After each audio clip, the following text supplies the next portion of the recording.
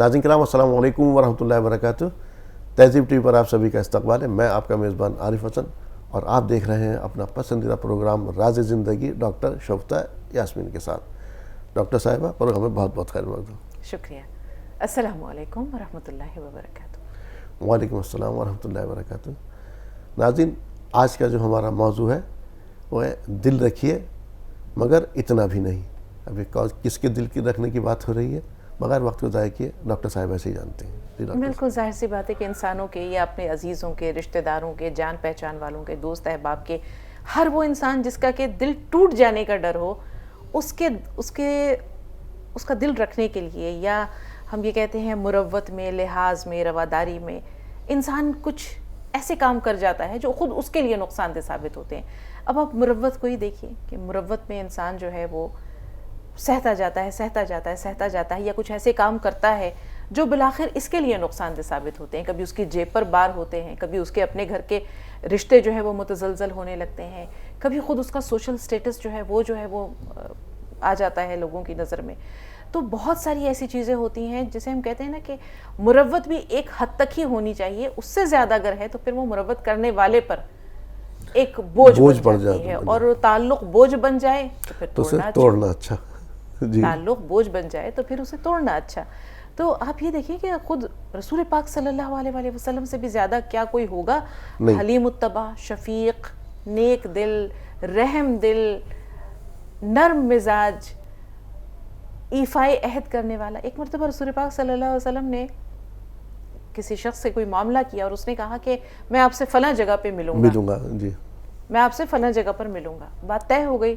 رسول پاک صلی اللہ علیہ وسلم وقت مقررہ پر فلاں جگہ جو مقام طے ہوا تھا وہاں پہنچے. اب اتفاق سے اس شخص کو وہ یہ بات بھول گئی. جی. ایک دن گزرا وہ نہیں آیا، 2 دن گزرا نہیں آیا، 3 دن گزر گئے وہ نہیں آیا. تیسرے دن اسے اچانک خیال آیا کہ ارے میں نے تو رسول پاک صلی اللہ علیہ وسلم سے کہا تھا کہ میں فلاں جگہ پر فلاں دن آپ سے ملوں گا. وہ بھاگا ہوا دوڑا ہوا وہاں گیا. جا کر دیکھا تو رسول پاک صلی اللہ علیہ وسلم وہاں موجود ہیں. اب یہ معذرت کرنے لگا کہ یا رسول اللہ میں نے آپ کو پریشان کیا، مجھ سے غلطی ہو گئی. بولے کہ ہاں اے شخص تو نے مجھے جو ہے وہ ناحق تکلیف دی، تو نے مجھے ناحق تکلیف میں مبتلا رکھا. اب مروت ہے یہ رسول پاک صلی اللہ علیہ وسلم کی، یا ایفائے عہد کہیے کہ آپ نے 3 دن تک ایک جگہ پر اس شخص کا انتظار کیا لیکن تکلیف آپ کو ہوئی. اب چونکہ آپ کی ذات اتنی وسیع القلب ہے، دوسرا ہوتا تو وہ لڑ پھرتا. صحیح بات ہے. وہ کہتا ہے کہ تم نے مجھے، یا تو وہ 3 دن تک وہاں انتظار نہیں کرتا، وہ 1 دن انتظار کرتا، تھوڑی دیر رکتا، کچھ گھنٹے انتظار کرتا اور پھر چلا جاتا. لیکن یہ رسول پاک صلی اللہ علیہ وسلم کی نیک طبیعت تھی، آپ کا نرم دل ہونا تھا، نرم مزاج. دوسرے ایفائے عہد، اس میں ایفائے عہد ہے. تو یہ ایک پیغام تھا کہ اگر وعدہ کرو تو اسے نبھاؤ. لیکن ہم دیکھتے ہیں بہت سارے ایسے معاملات ہیں جس میں کہ مروت جو ہے وہ نقصان دہ ثابت ہوتی ہے. اب دیکھیں ہم گھر کی بات کرتے ہیں. گھر ایک چھوٹی اکائی ہے. جی. گھر ایک چھوٹی اکائی ہے. اب اس میں بچہ جو ہے اس کے لیے جس کو کہتے ہیں کہ سب سے نرم چارہ جو ہے وہ ماں ہوتی ہے. بے شک. اب وہ اس سے کوئی بھی غلطی سرزد ہوئی ہے، کوئی اس سے خطا ہوئی ہے، کوئی قصور ہوا ہے، کسی کو مار پیٹ کے آیا ہے، کسی سے لڑ بڑ کے آیا ہے، کسی کا کچھ چرا کر لے آیا ہے، تو وہ سب سے پہلے ماں کو ہی بتاتا ہے. اور ماں جو ہے اس ڈر سے کہ کہیں اس کے اسکول سے شکایت نہ آ جائے باپ کے پاس، وہ بات کو رفع دفع کرنے کی کوشش کرتی ہے، یا پہلے ہی باپ کے کان میں کچھ ایسی باتیں ڈال دیتی ہے جس سے اس کا دل نرم ہو جائے، وہ بچے پر سختی نہ کرے. لیکن یہ جو پردہ پوشی ہے یہ رواداری نہیں ہے، یہ اس کی غلطی، اس کے قصور کی پردہ پوشی ہے. اور یہ پردہ پوشی آگے چل کر پھر اس کے لیے نقصان دہ ثابت ہوتی ہے. آپ کو وہ واقعہ یاد ہوگا جب بچہ جو ہے اسکول سے ایک پینسل یا کوئی چیز، کچھ قلم چرا کر لایا اور ماں کو دکھایا، ماں نے اسے کچھ نہیں کہا. پھر اس نے آگے اس کی عادت پختہ ہوتی چلی گئی، نتیجتاً وہ ایک عادی پیشہ ور چور ڈاکو بن گیا. اور جب اسے ایک دن، یوں تو وہ بچ جایا کرتا تھا، لیکن جس دن وہ ہتھے چڑھا لوگوں کے، اس کے ہاتھ کاٹنے کی سزا ہوئی، اسے پکڑ کر جب جج کے سامنے لایا گیا تو اس نے کہا کہ اس سے پہلے کہ آپ میرے ہاتھ قلم کریں میں اپنی ماں سے کچھ کہنا چاہتا ہوں. چلے اس کی ماں کو بھی بلایا گیا، بوڑھی ہو گئی تھی. اس نے کہا کہ میں اپنی ماں کے کان میں کچھ کہنا چاہتا ہوں. تو اسے کہا کہ اس کو اس کی ماں کے قریب کر دو، یہ اس کے کان میں کچھ کہنا چاہتا ہے. اب ایسا کتابوں میں ملتا ہے. اب یہ تمثیلات بھی ہو سکتی ہیں، یہ بچوں کی تربیت کے لیے کہانیاں بھی ہو سکتی ہیں، مورل سٹوریز بھی ہو سکتی ہیں. تو جب اس کی ماں جو ہے وہ اس کے کانوں کو اس کے چہرے کے قریب کیا گیا تو اس نے اپنی ماں کے کان پہ زور سے کاٹ لیا. اب وہ چلائی تو انہوں نے کہا کہ یہ کیا کیا تم نے؟ کہا کہ یہ میری ماں کے کانوں کا ہی سزا ہے، اور آج میرے ہاتھ جو کٹ رہے ہیں اس کی ذمہ دار میری ماں ہے۔ اگر اس نے پہلی مرتبہ جب میں نے اس کے کانوں میں یہ بات ڈالی تھی کہ میں اسکول سے چرا کر لایا ہوں اور اس نے مجھے مارا ہوتا، میری سزا کی ہوتی، مجھے سرزنش کی ہوتی، تو آج میں ایک پیشہ ور یا عادی مجرم اور ڈاکو نہ ہوتا اور نہ میرے ہاتھ کٹتے۔ تو یہ جو ہوتی ہے پردہ پوشی، یہ مصلحت نہیں ہے، یہ ہم نقصان ہے۔ ایک تو مروت، اور ایک ہم سب لوگوں کو خوش کرنے کی کوشش کرتے ہیں۔ کیا یہ ممکن ہے کہ ہم سب لوگوں کو ہمیشہ خوش رکھ سکیں؟ اور اپنی ذات اس کے اندر، ہماری خود کی ذات اتنی مجروح ہوتی، پھر ہمیں سب جتنے بھی ہمارے اطراف کے لوگ ہیں وہ ہمیں فار گرانٹیڈ لینے لگتے ہیں۔ بیک وقت سب کو خوش کرنا ناممکن ہے۔ ہر ایک کی ایکسپیکٹیشنز الگ ہے، ہر ایک کی خواہشات الگ ہیں، توقعات الگ ہے، اور ایک انسان بیک وقت سب کو نہ مطمئن کر سکتا ہے اور نہ ہی خوش کر سکتا ہے۔ وہ سب سے زیادہ جس کو دکھی کرے گا وہ اس کی اپنی ذات ہوگی، کیونکہ وہ اپنی ذات میں سے، اپنی خوشیوں میں سے لوگوں کو بانٹ دے گا، اپنے سکھ چین میں سے لوگوں کو بانٹ دے گا، اپنے مال و دولت میں سے لوگوں کو بانٹ دے گا، پھر اس کے پاس کیا بچے گا؟ تو کبھی بھی ایسا نہیں ہونا چاہیے کہ انسان اپنی ذات کو نظر انداز کرے۔ مروت ایک حد میں ہونی چاہیے، لیکن وہ مروت جب ایک طرح سے ہم یہ کہہ سکتے ہیں کہ وہ اذیت بن جائے اس شخص کے لیے، اس کے پاس خود بھی کچھ نہ باقی بچے اپنی ذات کے لیے، اس کا اپنا کھاتا خالی رہ جائے، تو پھر یہ مروت تو نہ ہوئی، پھر تو یہ اپنی جان پر ظلم کیا اس نے۔ کیونکہ رسول پاک صلی اللہ علیہ وسلم نے فرمایا ہے کہ تمہارے جسم کا بھی تم پر حق ہے۔ اس دنیا میں اللہ تعالیٰ نے تمہیں جو کچھ بھی عطا کیا، آپ یہ دیکھیے کہ مال کے بھی تو حصے ہیں نا۔ جی جی۔ ایک شخص سے جب پوچھا گیا کہ تم روزانہ کتنا کما لیتے ہو، تو اس نے کہا میں 3 دینار کماتا ہوں۔ تو کہا کہ کیسے کرتے ہو، کیسے خرچ کرتے ہو؟ اس نے کہا کہ 1 دینار جو ہے وہ میں اپنے اور اپنی بیوی پر خرچ کرتا ہوں، 1 دینار سے میں قرض چکاتا ہوں، 1 دینار سے میں قرض لگاتا ہوں۔ اب بڑا حیران ہوا کہ یہ کیا معاملہ ہے؟ تو اس نے کہا کہ جو میں خود کھاتا ہوں وہ تو سمجھ میں آ رہا ہے، میں اپنے اور اپنی بیوی پر خرچ کرتا ہوں، جو قرض چکاتا ہوں وہ اپنے والدین کی ذات پر خرچ کرتا ہوں، اور جو قرض لگاتا ہوں وہ اپنی اولاد پہ کرتا ہوں۔ تو مال کو خرچ کرنے کا بھی تخمینہ ہونا چاہیے، اندازہ ہونا چاہیے۔ ایک شخص رسول پاک صلی اللہ علیہ وسلم کی خدمت میں حاضر ہوا، میلا کچیلا، پراگندہ لباس۔ رسول پاک صلی اللہ علیہ وسلم نے پوچھا کہ اللہ نے تم پہ کچھ کرم کیا ہے؟ کہا ہاں یا رسول اللہ، خیر کثیر ہے۔ تو کہا پھر یہ حلیہ کیوں بنا رکھا ہے؟ اللہ تعالیٰ چاہتا ہے کہ اگر میں نے تمہیں نوازا ہے تو تم اس کی نوازش کا، اس کے احسان کا مظہر بنو، تم پر ظاہر ہو کہ تم نے جو ہے وہ اپنے اوپر بھی خرچ کیا ہے۔ تو مروت ایک حد میں۔ اب آپ یہ دیکھیں کہ کبھی کبھی کیا ہوتا ہے، انسان رشتہ داروں میں ہی مروت سے کام لیتا ہے، یا آپ یہ دیکھیے کہ خاندان میں کبھی ایسا ہوتا ہے کہ بڑی بہن کے ہاں زچگی کا مرحلہ درپیش ہے، اب مروت میں چھوٹی بہن کو بھیج دیا جاتا ہے کہ جاؤ جا کر کے بہن کے ہاں کچھ دن تم جو ہے وہ اس کی دیکھ بھال یا نگرانی کا کام کرو، بہن کی مدد ہو جائے گی، اس کو تمہاری مدد کی ضرورت ہے۔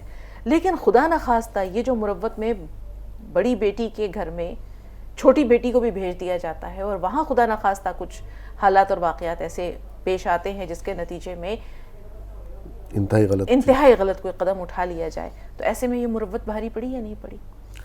یقینی طور پر اس طرح کی چیزیں تو نہیں کرنی چاہیے، تو یقینی طور پر بہت زیادہ، اور جو بھیجتے ہیں میں ان سبھی سے کہوں گا نہیں بھیجنا چاہیے ان جگہ پر، یہ بہت غلط قدم ہے۔ خیر بہرحال میں ایک اور طرف آ رہا ہوں، اسی ایک اور ہے، ایک کسی دانشور کا یہ قول ہے کہ اپنے شوہر سے کبھی بھی اپنی کسی سہیلی کے حسن و جمال کا ذکر مت کرو، اپنی کسی دوست کے حسن و جمال کا ذکر نہ کرو، کیا پتہ اس کا دل اس پر آ جائے اور تم اپنے پیروں پر خود اپنے ہاتھ سے کلہاڑی مارو۔ تو یہ تمام چیزیں اس میں آتی ہیں کہ کسی کو اپنے گھر میں کچھ دن کے لیے رکھ لیا، پتہ چلا کہ وہ آہستہ آہستہ گھر بار کی مالک ہو کر بیٹھ گئی، اب وہ تو اس پر ترس کھا کے لائی تھی کہ یتیم بچی ہے، غریب ہے، نادار ہے، اس کا کوئی کفیل نہیں ہے، یہ میرے گھر میں میرے پاس رہے گی، کسی رشتہ دار عزیز کی یتیم بچی اگر ہے، اور وہ کچھ دن میں جو ہے اس نے پر پرزے نکالے اور پتہ چلا کہ آپ کے شوہر کو ہی ہتھیا لیا، تو پھر آپ کیا کریں گے؟ تو ایسی صورت میں جو مروت ہوتی ہے یہ اپنے حق میں دشمنی ہوتی ہے۔ یقینی طور پر یہ تو بڑی اچھی بات کہی آپ نے، اس طرح سے ہوتا ہے، اور یقین ہم گھر پر لے کر کے آ جاتے ہیں اس طرح سے، اور یہ ہوا ہے بہت سارے زیادہ واقعات اس طرح کے۔ ایک اور طرف آ رہا ہوں چوتھا صاحب، میں کہہ رہا ہوں اگر کسی نے کسی پر احسان کیا ہے، اس کے احسان میں، اس کے مروت میں وہ آدمی کچھ نہ کچھ کے لیے کرتا رہتا ہے، دبتا رہتا، لیکن وہ یہ چاہتا کہ اب اس احسان کے بدلے یہ ہمیشہ میرے آگے سرنگوں رہے۔ دیکھیے حضرت علی کا بھی قول ہے نا کہ جس پر احسان کرو اس کے شر سے بچو، ایک تو یہ ہے، اور اگر آپ نے احسان اللہ کے لیے کیا ہے تو پھر آپ اس شخص سے کیوں اس کی جزا طلب کر رہے ہیں؟ آج کل کے دور میں نہیں ہے یہ. بنیادی چیز یہی ہے کہ آج کے دور میں دنیا اور صرف دنیا ہے. آپ کو وہ واقعہ یاد ہے جو 3 زخمی ہیں پانی کے لیے کرا رہے ہیں؟ جی پانی کے لیے جنگ یرموک کا واقعہ ہے یہ. جی جی جی. اس میں حضرت اکرمہ بن ابی جہل بھی ہیں اور 2 صحابی اور بھی ہیں. اب پانی جو پلانے والا آیا ہے وہ پہلے زخمی کے پاس گیا, اس کو پانی دینا چاہا, آگے سے کرا کی کسی اور کی آواز آئی دوسرے زخمی کی, کہا کہ نہیں اس کے پاس جاؤ. اس کے پاس گیا تو دیر میں تیسرے کی آواز آئی کرانے کی, کہا کہ نہیں اس کو زیادہ ضرورت ہے, اس کے پاس جاؤ. اس کے پاس گیا, وہ اتنی دیر میں اس کی جان نکل گئی. واپس لوٹ کر آیا دوسرے کے پاس, وہ بھی جا چکا تھا. تیسرے کے پاس, وہ بھی شہید ہو چکے تھے. تو ہمارے سامنے تو یہ نمونہ ہے ایثار اور قربانی کا. ہم جب اللہ سے اپنے احسان یا اپنے نیک عمل کا بدلہ ہم اللہ سے کیوں نہیں طلب کرتے ہیں, انسانوں سے کیوں طلب کرتے ہیں؟ آپ کو اللہ کی ذات پر بھروسہ نہیں ہے؟ دینے والا جو رزق سب کو بانٹ کر دیتا ہے, حضرت علی نے کہا تمہارا رزق تم تک یوں پہنچتا ہے جیسے تمہاری موت بند فصیلوں میں تم تک پہنچتی ہے. تو جب ہمیں چاہیے کہ ہم رزق کا بھی اگر سبق سیکھنا ہے تو پرندوں سے سیکھیے کہ جب وہ شام کو لوٹتے ہیں تو ان کی چونچ میں کوئی دانہ نہیں ہوتا, اور وہ خدا جو رات کو ان پرندوں کو نیند کی حالت میں شاخ سے گرنے نہیں دیتا. جی نیند ایک طرح سے موت ہے نا. جی جی. پرندوں پر بھی آتی ہے. جی جی. پھر کیا وجہ ہے کہ وہ درختوں سے دھڑام سے نیچے نہیں گرتے ہیں؟ کوئی چیز ہے نا جو انہیں درختوں پر ٹکائے رکھتی ہے. جی جی. وہی خدا ہے. تو ہم اس خدا کو بھول گئے. اب آپ آئیے مروت کے ایک دوسرے روپ میں. ایک انسان آپ سے کوئی مشورہ طلب کر رہا ہے, ٹھیک ہے, آپ کا فرض بنتا ہے کہ آپ انتہائی, اگر آپ کا کوئی دوست ہے, کہتے ہیں کہ اگر دوست کی خوبیاں بیان کرنی ہے تو مجمع میں بیان کرو, اور اگر اس کی برائی بیان کرنی ہے تو اس کو کونے علیحدہ لے جا کر کے اس کی تنبیہ کرو اور اس کے عیبوں یا اس کے خرابیوں پر اس کی جو ہے وہ توجہ دلاؤ. یہ ایک دوست کا فریضہ ہے. اگر کوئی آپ سے مشورہ طلب کر رہا ہے اور آپ بے باکی سے اپنی رائے نہیں دے رہے ہیں تو اس کا مطلب ہے آپ مروت سے کام لے کر اس کے حق میں دشمنی کر رہے ہیں. بے شک. کوئی آپ سے مشورہ طلب کرے تو آپ کا فرض بنتا ہے کہ آپ اس کو خیر اور شر دونوں, روشن اور تاریک دونوں پہلوؤں پر بالکل بے باکی سے مشورہ دیں. آپ کو یہ بھی نہیں ڈر ہو کہ یہ میرا دوست نہیں رہے گا, کیا پتہ یہ میرے اس مشورے کی وجہ سے میری دوستی توڑ دے. جی جی. آپ کا فرض بنتا ہے کہ آپ سے کوئی مشورہ کرے تو آپ اس کو صحیح رائے دیں. اس وقت آپ مروت سے کام نہ لیں. مروت سے کام آپ تب لیں جب آپ نے اس کو کوئی قرض دیا ہو. جی. مروت سے کام تب لیں جب آپ نے کوئی قرض دیا ہو. ایک شخص کا انتقال ہو گیا, کسی کے خواب میں آیا, پوچھا کیا معاملہ ہوا تمہارا؟ بولا میرے پاس تو کوئی نیکی تھی نہیں, لیکن جب اللہ کے حضور میرے اعمال پیش کیے گئے تو ایک چھوٹی سی نیکی نے مجھے بچا لیا. پوچھا کہ کیا ہوا؟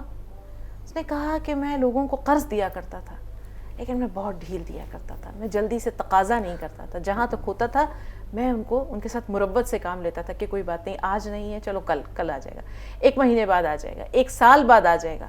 اور کبھی کبھی میں دیکھتا تھا کہ اگر کوئی شخص لوٹانے کی پوزیشن میں نہیں ہے, بہت غریب ہے, مفلوک الحال ہے, میں معاف کر دیا کرتا تھا. یہاں پر جو مروت ہے یہ وہ مروت ہے جو درکار ہے. جی. وہ مروت جو احسان میں, دیکھیے احسان, ایثار, مروت, یہ تمام الگ الگ شیڈز ہیں, ان کو سمجھنے کی ضرورت ہے. اچھا, کبھی مروت میں ہم کسی سے کام لے رہے ہیں تو وہ اس مروت کے غلط معنی بھی لے لیتا ہے سامنے والا, کہ یہ واللہ عالم وہ اس مروت کو چاپلوسی بھی سمجھ لیتے ہیں, جسے کہتے ہیں نا خوشامد پسند کہہ دیتے ہیں نا, خوشامد پسند سمجھ لیتا اس کو. اس وقت تو فرض ہے کہیں ہمارے اخلاق میں, ہمارے اعمال میں, ہمارے کردار میں حق پرستی تو ہونی چاہیے, خوشامد پرستی نہیں ہونی چاہیے, چاپلوسی نہیں ہونی چاہیے. آپ نے وہ کوے اور لومڑی کا قصہ سنا ہوا ہے نا؟ جی جی. کہ ایک کوے کی چونچ میں جو ہے وہ روٹی کا ٹکڑا تھا. جی. اب لومڑی ادھر سے گزری, بھوکی تھی بہت, اس نے سوچا کہ یہ کوے سے کیسے حاصل کیا جائے یہ روٹی کا ٹکڑا. اب کوا بھی چالاک ہے, کوا کوئی معمولی نہیں ہوتا, اور لومڑی تو ویسے ہی چالاک ہے, سب سے چالاک جانور ہے. اب لومڑی نے سوچا کیا کریں, تو اس نے کہا کہ اچھا یہ کوشش اس نے پہلے اپنی خوب کر لی, کوے نے جو ہے وہ کچھ ٹس سے مس ہو کر نہ دیا. اس نے کہا کیا کوے بھیا, اللہ تعالیٰ نے تمہیں کیا خوبصورت بنایا ہے, کیا خوبصورت تمہارے کالے کالے پر ہیں, کیا تمہاری جو ساخت ہے جسم کی اللہ تعالیٰ نے, اور سب سے خوبصورت چیز تو تمہاری آواز ہے. جب تم کائیں کائیں کرتے ہو تو ایسا لگتا ہے کہ ایک نشہ سا گھل جاتا ہے, فضا میں ایک رس بکھر جاتا ہے. اب کوے نے جو یہ بات سنی تو لگا کائیں کائیں کرنے کے لیے, چونچ کھولی और इधर रोटी का टुकड़ा नीचे गिरा, लोमड़ी ने ये जा वो जा रोटी का टुकड़ा लिया और भाग गई। तो ये है खुशामद परस्ती का गलत अंजाम। आपको अल्लामा इकबाल की वो नज़्म भी याद होगी ना, मकड़ा और मक्खी, जी जी जी, कि एक मक्खी को किस तरह से मकड़े ने जो है वो अपने जाल में फंसाया, और वो भी इसी तरह जी मक्खी बहुत चालाक थी, वो कहती थी कि नहीं नहीं मैं तुम्हारे झांसे में नहीं आने वाली। तो उसने कहा कि मैंने ये तुम्हारे रहने के लिए ये कितना खूबसूरत सा ये आशियाना बनाया है, किसी दिन आओ और मुझे ज़ियाफ़त का मौका दो, मेरे गरीब खाने पे तशरीफ़ लाओ। मक्खी काहे के लिए आने वाली थी, नहीं किसी तरह उसके झांसे में नहीं आई। तब भी उसने यही कहा था, उसकी शक्ल सूरत की तारीफ़ की और कहा और उस पर गज़ब है ये भिन भिनाते हुए गाना। अब मक्खी ने सोचा कि अरे ये तो इतनी तारीफ़ कर रहा है, इसका दिल तोड़ना अच्छी बात नहीं है, मैं बिला वजह जो है वो इससे खौफ खा रही हूँ, तो दिल तोड़ना भी अच्छा नहीं होता। ये कहकर अपनी जगह से उड़ी और जैसे उसके करीब आई, मकड़े ने लपक कर उसे जो है वो अपने जाल में फंसाया, और भूखा था कई रोज से, अब मुफ्त में जो आया तो आराम से बैठ के घर में उसको उड़ाया। कुछ इस तरह की बातें हैं मकड़ा और मक्खी की नज़्म में। तो खुशामद सौ काम जहाँ में खुशामद से, सौ काम खुशामद से निकलते हैं जहाँ के, जिसको भी देखो खुशामद का है बंदा, कुछ इस तरह का ये आखिरी शेर है उसका। तो खुशामद बहुत बुरी चीज़ है, ये इंसान के किरदार की पस्ती को जाहिर करता है। किसी ने मेरे ऊपर एहसान किया, मैं उसके मुरव्वत में उसके साथ करता चला जा रहा हूँ कि इस एहसान की मुरव्वत में कि इसने मेरे ऊपर फला वक्त में इतना बड़ा एहसान किया था, उसकी मुरव्वत में जो भी वो कह रहा मैं करता चले जा रहा हूँ। एक वक्त ऐसा होता है कि ये एहसान मेरे ऊपर जुल्म की हद तक बढ़ जाता है, तब मुझे क्या करना है। प्रेमचंद के आपने वो नावल पढ़ा है गोदान? हाँ पढ़ा है ना? इसका जवाब उसी के अंदर है कि उस शख्स को एक गाय खरीदने की हसरत होती है, होरी को वो ले भी लेता है, लेकिन तब भी अपने भाइयों के जुल्म की वजह से वो गाय का उसका सपना पूरा नहीं हो पाता। तो जब इंसान अपना दुश्मन आप बन जाए, जब इंसान इतना कमज़ोर हो कि वो अपने ऊपर होने वाले जुल्म को भी बर्दाश्त करता जाए, तो फिर वो मुरव्वत उसकी दुश्मन बन जाती है, उसके लिए वो स्लो पॉइजन बन जाती है। वो जुल्म किसी भी रूप में हो, वो खातून खाना पर हो, घर वालों के मजालिम सहती रहे कि इसे ये पसंद है चलो ये भी बना लेते हैं, इसे नतीजतन ये होता है कि वो तमाम लोग उसे एक नौकरानी से ज़्यादा का दर्जा नहीं देते। तो जिस दिन इंसान अपना दुश्मन आप बनता है मुरव्वत से काम लेकर के, तो फिर वो एक मशीन या वो अपना दुश्मन आप बन जाता है और उसको उस दलदल से, उस जिल्लत की दलदल से, देखिए अल्लाह ताला ने इंसान को इज़्ज़त नफ्स दी है जी। और इस इज़्ज़त नफ्स की जिम्मेदारी या इसकी पासदारी भी इंसान के हाथ में खुद है। अगर आप अपनी इज़्ज़त खुद नहीं करवा सकते तो आप दूसरों से इज़्ज़त का मुतालबा भी नहीं कर सकते। कहते हैं कि दूसरों की नज़र में गिरकर उठ जाना आसान है, लेकिन अपनी नज़र में गिरकर फिर दोबारा इंसान खड़ा नहीं हो सकता। तो जब हम अपने आप को इस हद तक गिरा लेते हैं कि एहसास ज़ात मिट जाता है, या अल्लाह ताला ने इंसान के अंदर जो एक इज़्ज़त नफ्स का मादा रखा है वो ख़त्म हो जाता है, तो फिर बाकी क्या बचता है। जी अच्छा, हम मुरव्वत में तो करते हैं, और मुरव्वत में हम कर रहे हैं तो किसी इंसान की मुरव्वत के लिहाज में कर रहे हैं। अगर मैं यही काम अल्लाह की खुशनुदी के इसमें शामिल करूँगा तो यकीनी तौर पर। बहुत अच्छा सवाल। यही तो वो जगह है जहाँ मुरव्वत होनी चाहिए, जहाँ इंसान को ख़ुद को फ़ना कर देने का जज्बा होना चाहिए, जहाँ ये एहसास होना चाहिए कि मैंने जो भी किया है वो कम किया है, मज़ीद की ज़रूरत है। यही वो मकाम है, यही वो जगह है जहाँ जिस हद तक भी किया जाए कम है। नाज़रीन, आज हम बात कर रहे थे मुरव्वत के बारे में। मुरव्वत हम इंसानों की करते हैं यकीनी तौर पर, अल्लाह की मुरव्वत तो कीजिए, और इंसानों को खुश करने की कोशिश करते हैं। बीच में खुशामद पसंदी की भी बात आई। अगर हम अल्लाह ताला खुश करने की कोशिश करेंगे तो यकीनी तौर पर आपके अंदर वो चीज़ें पैदा हो जाएंगी, इज़्ज़त नफ्स भी आपकी बाकी रहेगी, क्योंकि अब आप अल्लाह ताला के लिए कर रहे हैं। और अगर आप किसी मुरव्वत में कर रहे हैं तो उसकी आपसे एक्सपेक्टेशन बढ़ती चली जाएंगी, और वहाँ आपको तकलीफ़ होगी और आप अपने आप को तकलीफ़ में मुब्तला कर लें। किसी बहुत बड़े शख्स ने कहा था, मैं नाम तो नहीं लूँगा इस वक्त, मुझसे एक मुलाकात के अंदर उसने मुझसे कहा था, जब किसी के ऊपर एहसान करो तो उससे सबसे ज़्यादा होशियार रहना।